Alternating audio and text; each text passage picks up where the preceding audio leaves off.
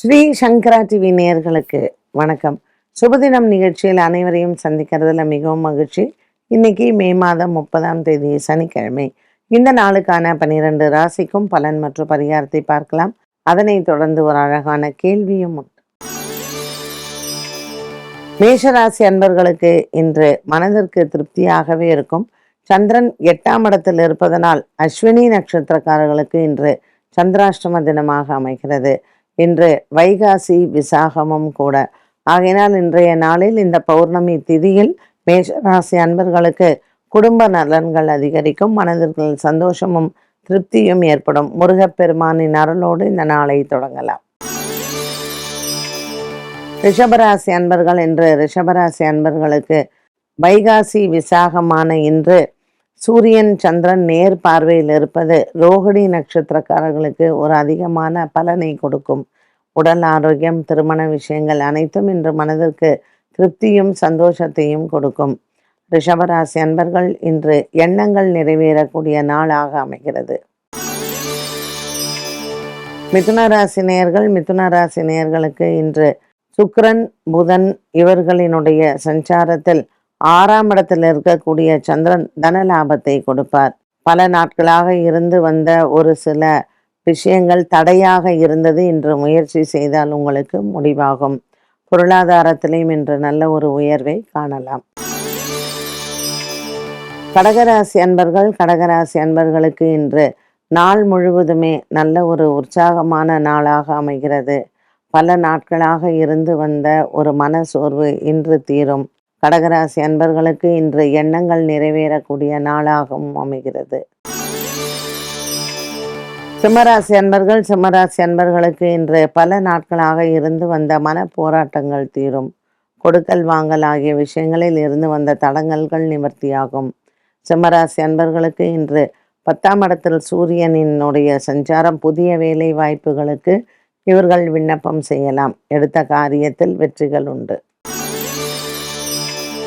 கன்னிராசி அன்பர்களுக்கு இன்று அலைச்சல்கள் அதிகமாக இருக்கும்.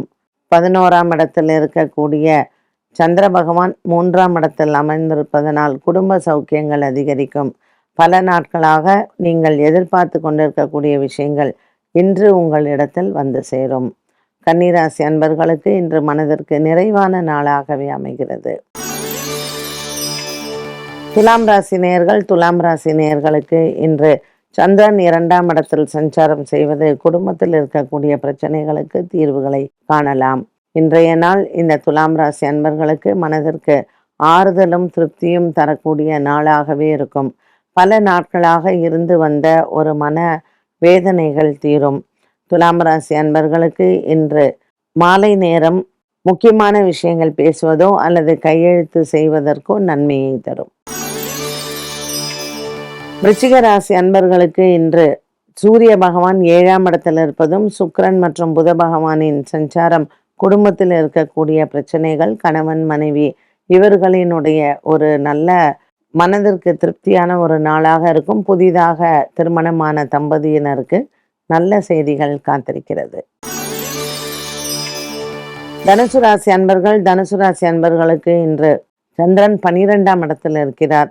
சற்று தூக்கமின்மை இருக்கும் அல்லது இன்றைய நாளில் பல நாட்களாக இருந்து வந்த மனவேதனைகள் மாறும். அலைச்சல்களும் அதிகம் இருக்கலாம்.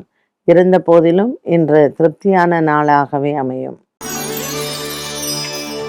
மகர ராசி நேயர்களுக்கு இன்று லாபத்தில் இருக்கக்கூடிய சந்திரன் வேலை விஷயத்தில் இருந்து வந்த குழப்பங்கள் தீரும்.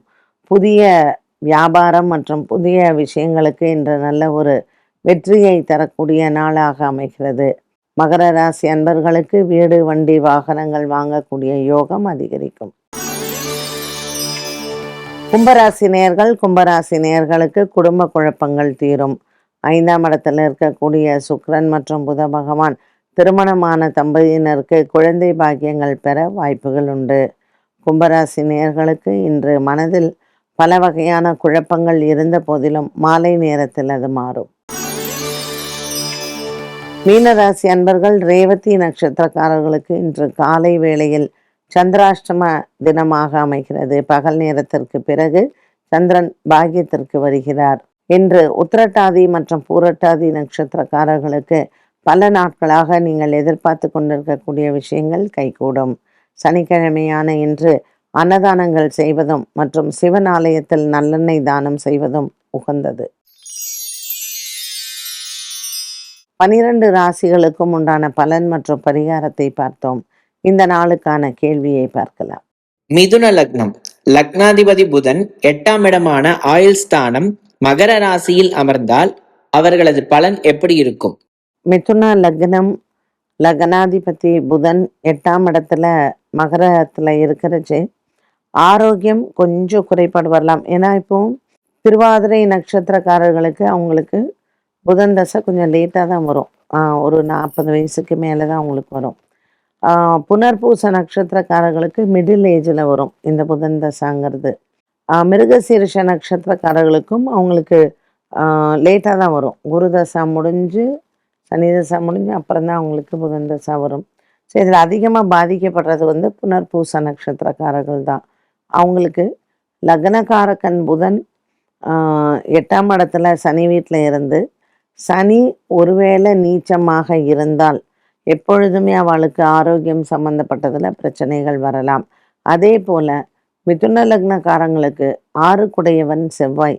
இந்த செவ்வாய் புதனோடு சேர்ந்து 8ஆம் இடத்துல இருந்தாலும் இவர்களுக்கு உடல் ஆரோக்கிய குறைபாடுகள் கண்டிப்பாக இருக்கும். ஆயுளுக்கு பயமா அப்படின்னு கேட்டிங்கன்னா, ஆயுள் பயம் அப்படிங்கிறத விட ஆரோக்கியத்திற்கு நிறைய அவங்களுக்கு இஷ்யூஸ் இருக்கலாம்.